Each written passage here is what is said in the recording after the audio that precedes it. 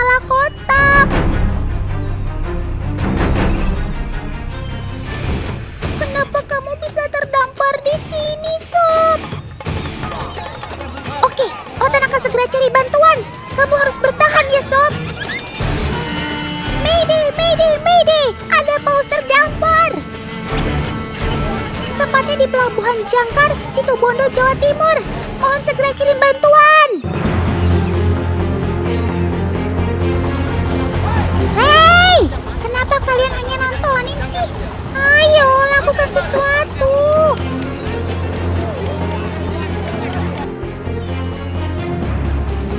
Ya, walaupun sementara yang dapat dilakukan hanyalah menyelimuti tubuhnya dengan karpet. Memang sedikit membantu untuk melembabkan bagian tubuhnya yang tidak terendam air. Tapi, tolong jauhi Sobat Otan ini dan jangan membuatnya stres ya. Oh iya teman, paus ini sulit kembali ke perairan dalam karena tubuhnya yang besar hingga 17 meter. Untungnya dasar perairan ini adalah lumpur sehingga tidak melukai tubuhnya. Otan jadi penasaran nih, kenapa Sobat Otan bisa terdampar di sini ya? Sayangnya belum ada yang dapat memberikan alasan pastinya nih. Beberapa analisa dari pihak terkait menyebutkan kemungkinan karena kondisi perairan Situbondo yang sangat kaya akan plankton yang merupakan makanan mamalia besar ini. Sehingga kemungkinan ia terdampar karena mengejar plankton. Namun, dugaan lain menyebutkan bahwa ia terpisah dari kelompoknya karena sakit dan terdampar hingga 200 meter dari bibir pantai saat air sedang surut. Ya, apapun penyebabnya, semoga kamu bisa kembali dengan selamat ya, Sob.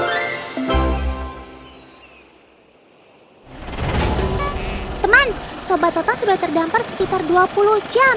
Dia tidak bisa menunggu lebih lama lagi. Evakuasi terpaksa dilakukan malam hari karena saat inilah air laut mulai pasang.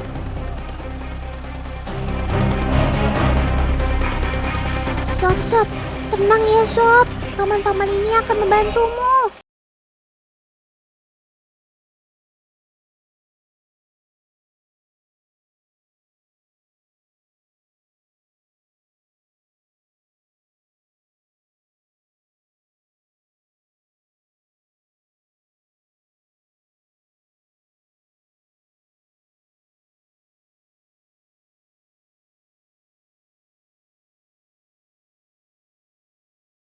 Pelan-pelan ya, jangan sampai Sobat Otan terluka. Berdasarkan pantauan Otan, si mamalia besar ini hanya mengalami beberapa luka lecet. Kondisinya juga dapat kita lihat dari semburan lubang udara atau hole.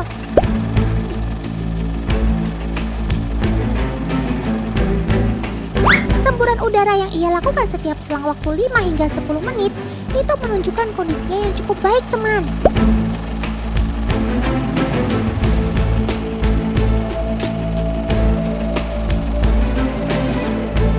Oke, posisi kita sekarang sudah berjarak sekitar 1 mil dari garis pantai. Saatnya Sobat Otan dilepas.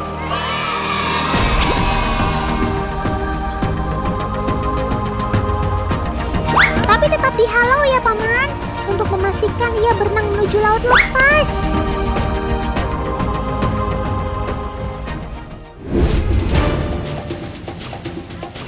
Awas Paman, hati-hati, ada hiu.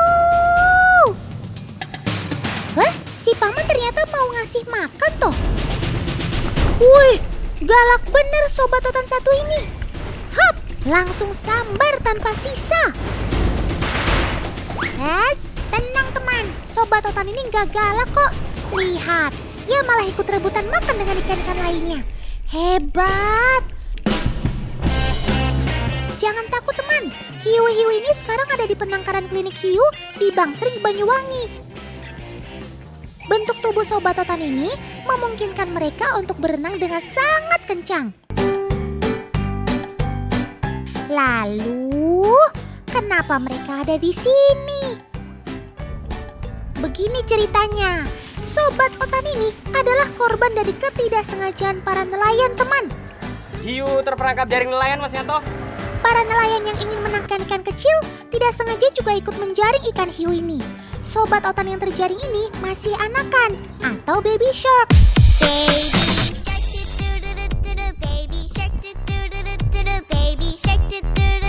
Tidak sengaja terjaring, para nelayan tidak bisa begitu saja melepaskan anakan hiu ini secara langsung.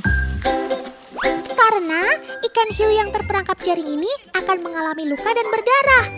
Kalau dilepas, mereka akan jadi santapan ikan predator lainnya. Para nelayan di sini membawa Sobat Otan ini ke klinik hiu. Wah, mulia sekali paman nelayan ini ya.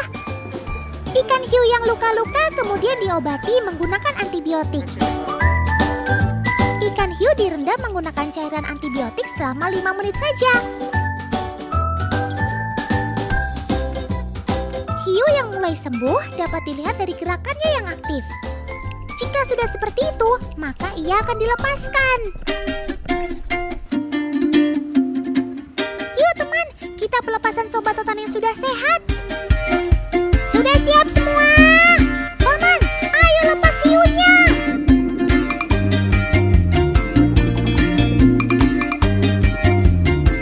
Akhirnya kalian kembali ke orang tua kalian ya. Otan terharu. Dadah hiu. Selamat sampai tujuan ya.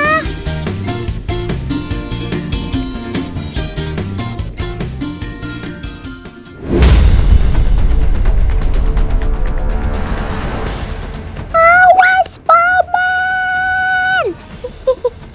Itu kan Sobat Otan si ikan hiu. Ikan predator yang punya gigi tajamnya minta ampun. Hati-hati paman. Aduh, jantung Otan dibikin jadi deg-degan lagi kan.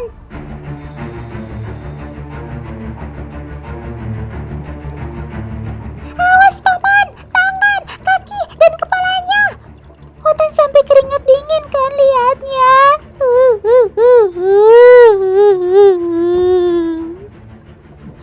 Lah, awas paman, si ikan pari barongsainya suka ikutan jahil tuh minta makannya. Aduh sob, kasihan kan pamannya, sampai jatuh begitu gara-gara kamu seruduk minta makan. Untung paman penyelamnya udah jago dan tenang menghadapi kalian yang gak santuy kalau makan.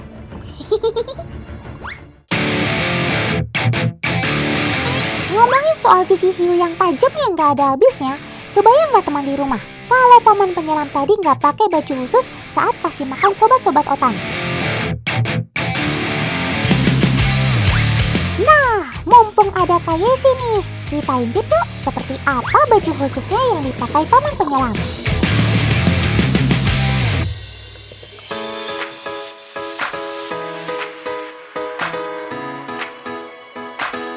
Bim salah bim, abrakadabra.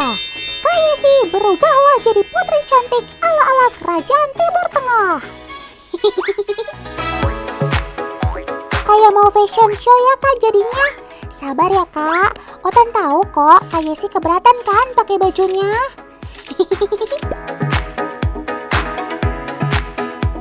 Wajar aja teman, shark suit ini beratnya bisa mencapai 15 kg.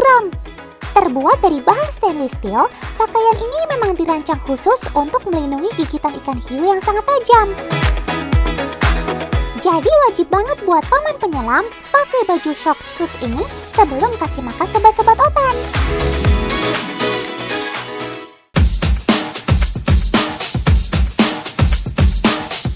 Oh iya, sekarang Otan lagi berada di Provinsi Maluku Utara, tepatnya di Pulau Matita, Morotai.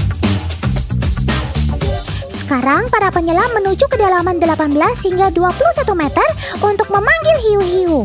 Pakai apa ya memanggil mereka? Semuanya sudah ada di posisinya masing-masing nih.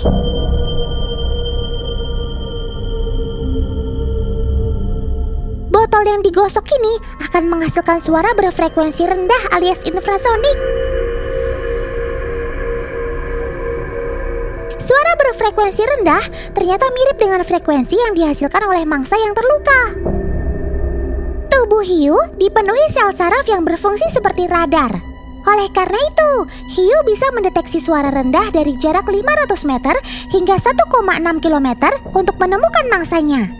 Prinsip itulah yang digunakan pada percobaan ini, teman. Membuat hiu mengira suara dari botol adalah suara mangsa, sehingga hiu akan mendekat.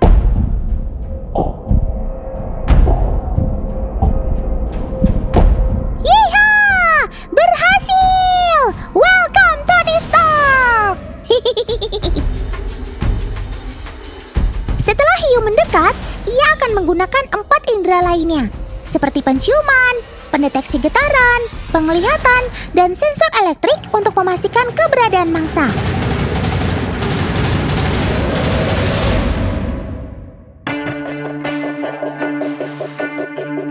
Kalau dirasa bukan mangsanya ya, mereka slow saja, alias tidak melakukan aksi menyerang.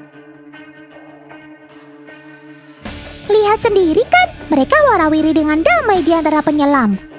Tapi tetap ya, dengan hewan apapun harus waspada, terlebih di alam bebas.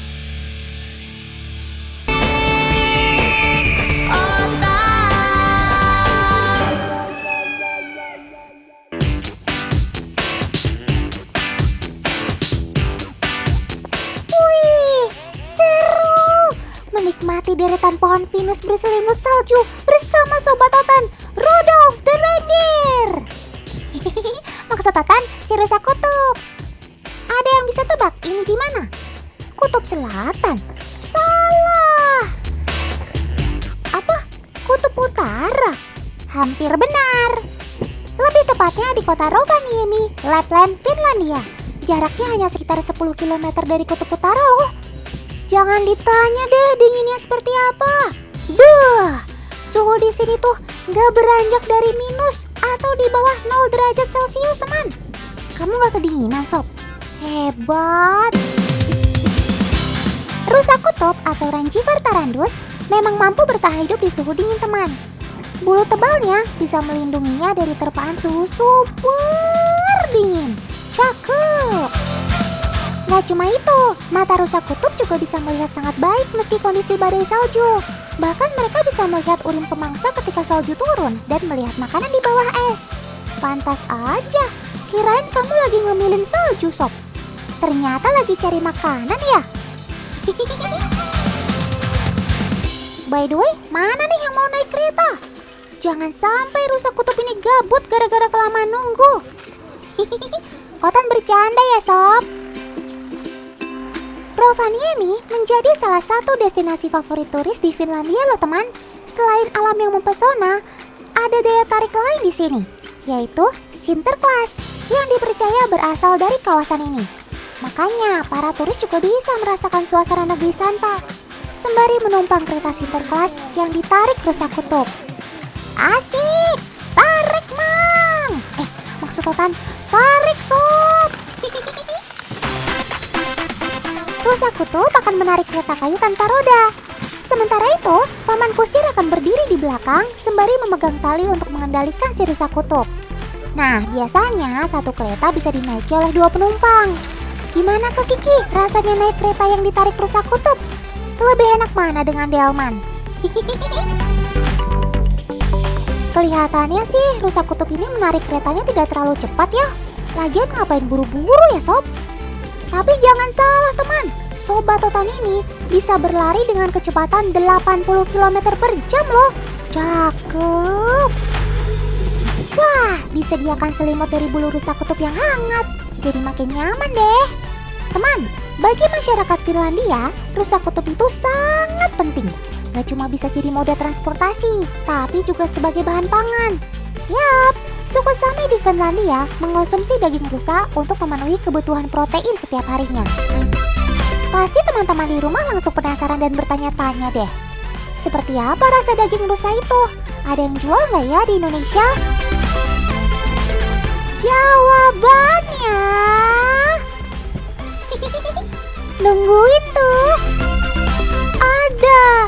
Jakarta ternyata ada restoran yang menyediakan olahan daging rusa ini. Seperti yang Kak Resi makan, bakpao ini terbuat dari daging rusa, teman.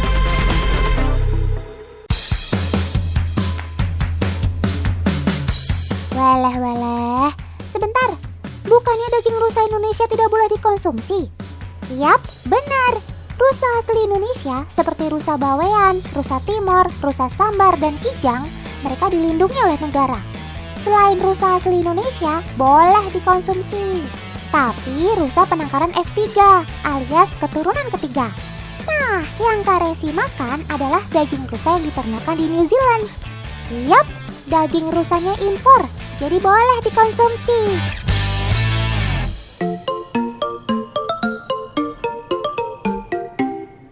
Otan jadi penasaran deh, kenapa sih daging rusa dikonsumsi? Daging rusa dipercaya lebih baik daripada daging sapi. Daging rusa mengandung protein yang lebih banyak dari daging lainnya, dan zat besinya lebih tinggi dari daging sapi. Kalau secara kasat mata, membedakannya gampang banget kok. Daging sapi warnanya merah, sedangkan daging rusa warnanya lebih gelap. Lalu daging sapi lebih banyak lemaknya. Tuh lihat, yang warna putih itu adalah lemaknya, sedangkan daging rusa sedikit sekali lemaknya. Nggak perlu lama-lama lagi. Yuk ikut Kak Resi bikin olahan makanan berbahan daging rusa.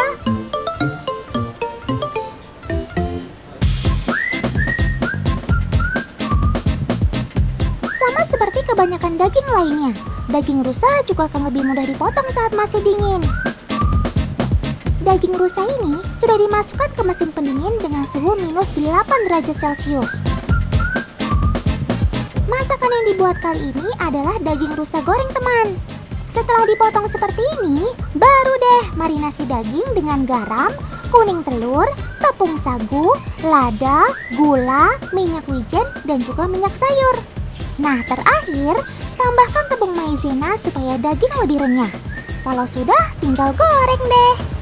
Eits, gorengnya jangan terlalu lama ya, supaya teksturnya nggak terlalu alot atau liat. Sekarang lanjut bikin bakpao yuk. Bahan utamanya sama dengan bakpao lainnya kok, yaitu tepung terigu. Ayo Kak Resi, bantu bikin adonannya. Adon terus sampai kalis. Kalau sudah kalis, tinggal pipihkan deh. Untuk daging rusanya udah disiapkan nih, jadi tinggal masukkan ke dalam adonan bakpao. Wah, mantap. Ayo cepetan kukus, Kak. Otan udah gak sabar nih.